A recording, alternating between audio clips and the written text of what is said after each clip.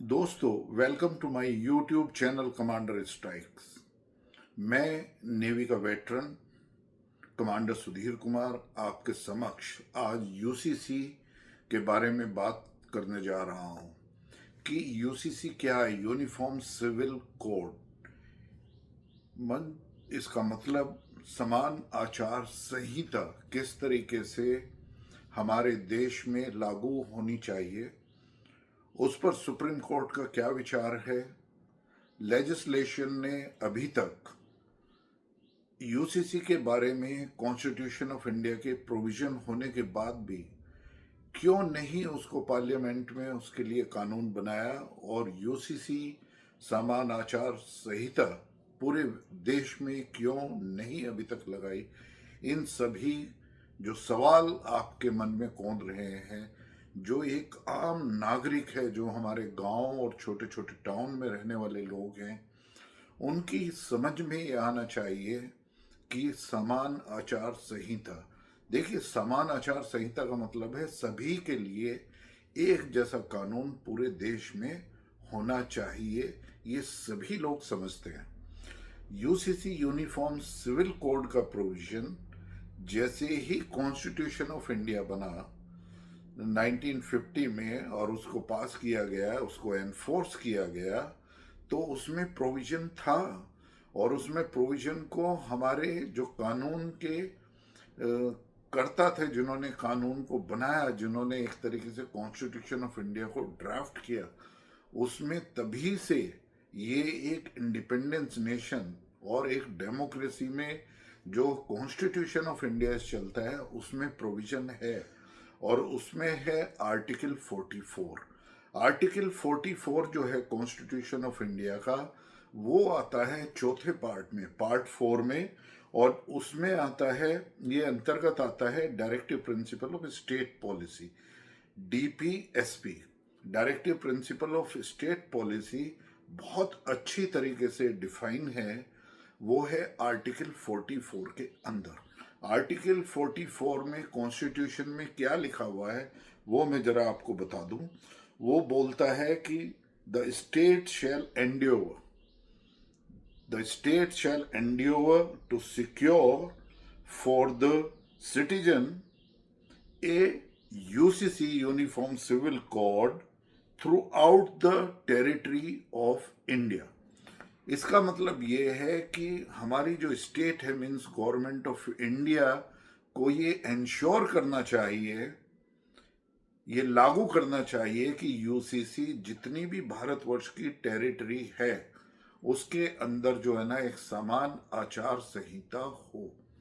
अब लोग कहते हैं कि ये फंडामेंटल राइट्स में आता है या नहीं आता है।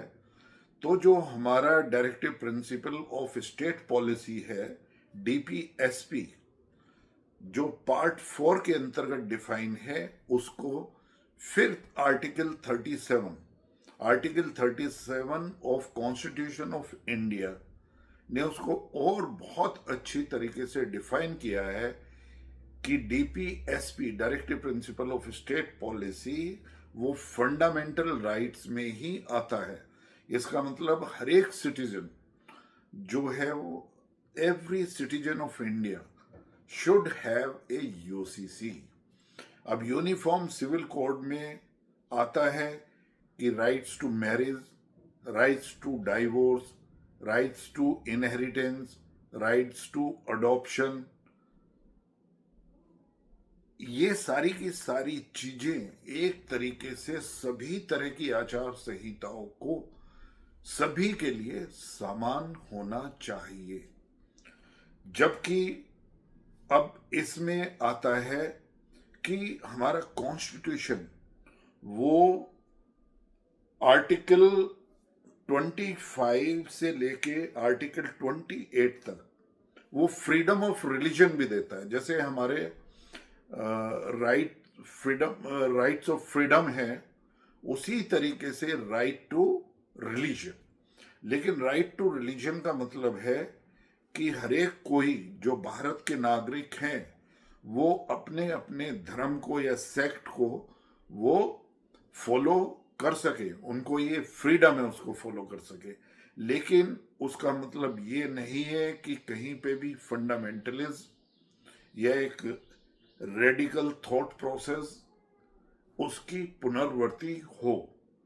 कहीं पे ऐसा नहीं हो सकता कि एक धर्म के लिए मोनोगेमी मीन्स एक ही मैरिज हो और दूसरे धर्म के लिए पॉलीगेमी नंबर ऑफ मैरिज हो, और उनके किस तरीके से एक तरीके से प्रॉपर्टी में अधिकार हो, जो अपनी इनहेरिएंट प्रॉपर्टी है उसको किस तरीके से वो एक इनहेरिटेंस कर सकें, विल कर सकें। इन सभी चीज़ों पे ये बहुत ही जरूरी है एक डेमोक्रेसी को आगे बढ़ने के लिए, एक नेशन को आगे बढ़ने के लिए। जितने भी डेमोक्रेटिक नेशन है वहाँ पर यूनिफॉर्म सिविल कोड है, लेकिन हम पूरे विश्व की चर्चा ना करते हुए फोकस करेंगे भारतवर्ष के कॉन्स्टिट्यूशन ऑफ इंडिया। तो कॉन्स्टिट्यूशन ऑफ इंडिया में मैंने क्या प्रोविजन है हमारे यूसीसी के लिए, यूनिफॉर्म सिविल कोड के लिए, वो मैंने आपको ऑलरेडी बता दिया है। वो आते हैं आर्टिकल 44 के अंतर्गत, और आर्टिकल 44 जिसमें directive principle of state policy आते हैं वो गवर्न होते हैं आर्टिकल 37 में, जिसमें राइट्स टू फ्रीडम जो है, जो जैसे कॉन्स्टिट्यूशन में है, तो डीपीएसपी भी उसी के अंतर्गत आता है। और साथ के साथ जो है वो हमें ध्यान रखना होगा कि यूसीसी का, जब हम यूसीसी को लागू करते हैं तो उसमें किसी भी तरीके से आर्टिकल 25 टू 28 का भी एक तरीके से वायलेशन ना हो। तो हमें एक ऐसे यूसीसी को, यूनिफॉर्म सिविल कोड को आज समान आचार संहिता को बनाना पड़ेगा, ड्राफ्ट करना पड़ेगा। और वो अब तक क्यों नहीं किया, तो उसका मेरे ज्ञान के अकॉर्डिंग और जो मैंने रिसर्च करी है, तो उसमें लेजिस्लेशन ने इसलिए नहीं पास किया है क्योंकि जो भी गवर्नमेंट रही है 2014 से पहले, शायद उनका जो है ना, मैं सभी गवर्नमेंट को नहीं कहूँगा, लेकिन कम से कम जो है ना, कांग्रेस या कांग्रेस से समर्थित कोई भी जो गवर्नमेंट भारतवर्ष में रही है, उनमें एक तरीके से अपीजमेंट ऑफ पॉलिटिक्स, वो सेंटर में और स्टेट गवर्नमेंट में जहाँ पे भी उनकी सरकार रही है, उसके तहत, उसके द्वारा जो है ना, यूसीसी को कभी भी उन्होंने कोशिश नहीं की गई है। लेकिन अब यूनिफॉर्म सिविल कोड के लिए जो प्रेजेंट गवर्नमेंट है उसको इसके लिए लेजिस्लेशन लाना ही पड़ेगा।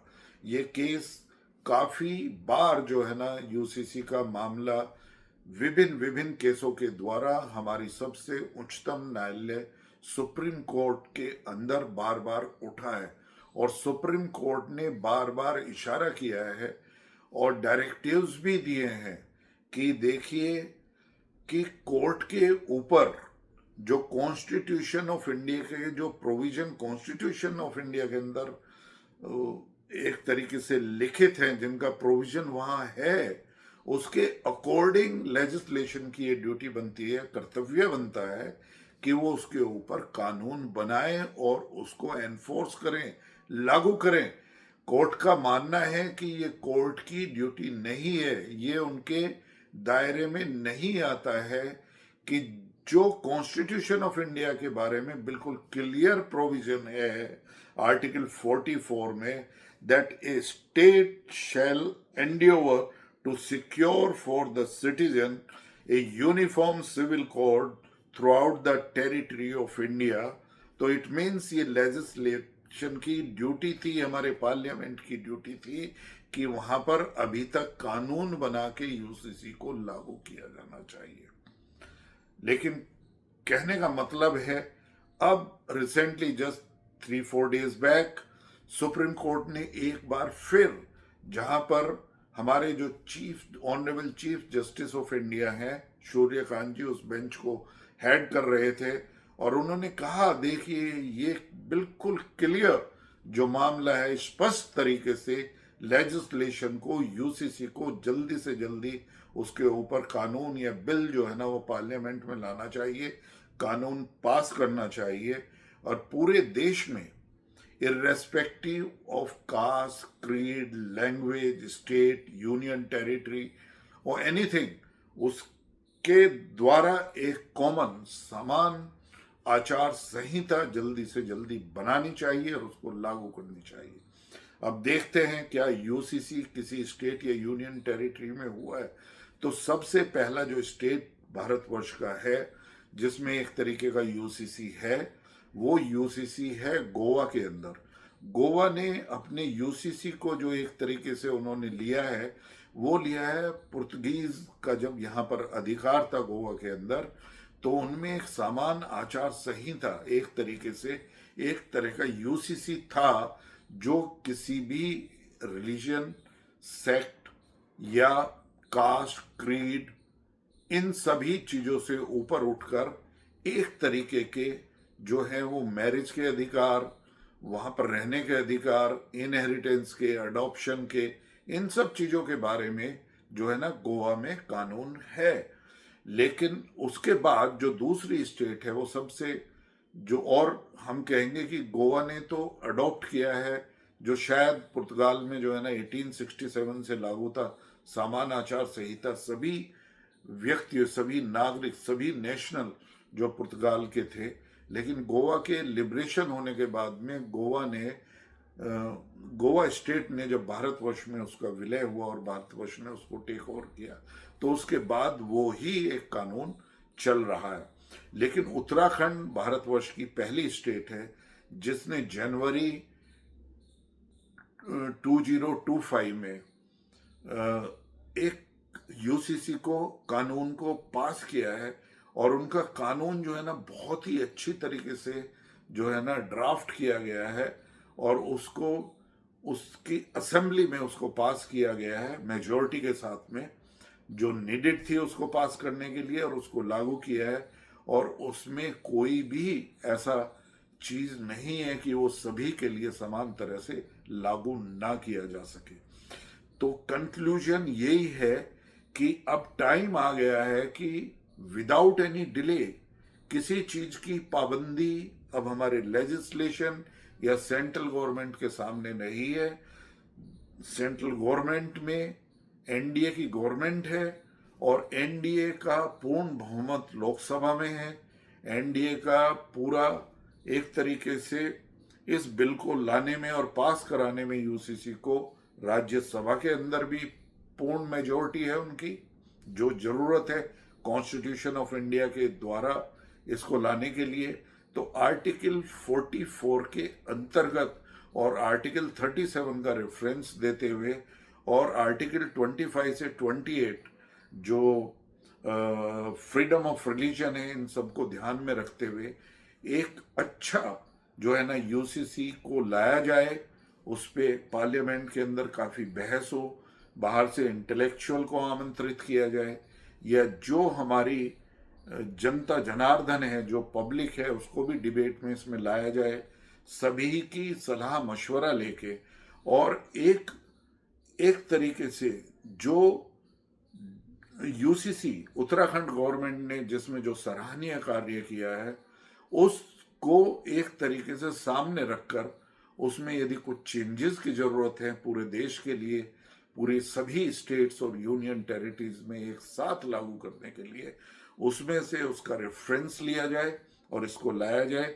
सुप्रीम कोर्ट ने बिल्कुल निर्देशित किया है कि ये लेजिस्लेशन का, और we will not interfere in the decision of legislation. तो अब ये गवर्नमेंट ऑफ इंडिया को, जो हमारे कानून को बनाने वाले हैं, जो लॉ मेकर्स हैं, जो income tax, honest income tax payers के पैसे से चुनकर पार्लियामेंट में आते हैं, तो उन्हें पार्लियामेंट में बार बार जो है ना एक तरीके से पार्लियामेंट का टाइम वेस्ट ना करते हुए अब यूसीसी के ऊपर जल्दी से जल्दी एक बिल ड्राफ्ट होना चाहिए और उस बिल को पेश किया जाना चाहिए, पास करना चाहिए, और यूसीसी जल्दी से जल्दी भारतवर्ष में समान आचार संहिता भारतवर्ष में जल्दी से जल्दी लागू होनी चाहिए। इस वीडियो के बारे में आपके क्या विचार हैं? यदि आपको ये पसंद आया है, मुझे पूरी संभावना है, पूरी उम्मीद है कि जो हमारे आम आदमी हैं, जो भाई हमारे गांव में या कस्बों में इसमें है, जिनको कानून के बारे में नहीं पता है, उनको मैंने सिंपल वर्ड्स में समझाने की कोशिश करी है।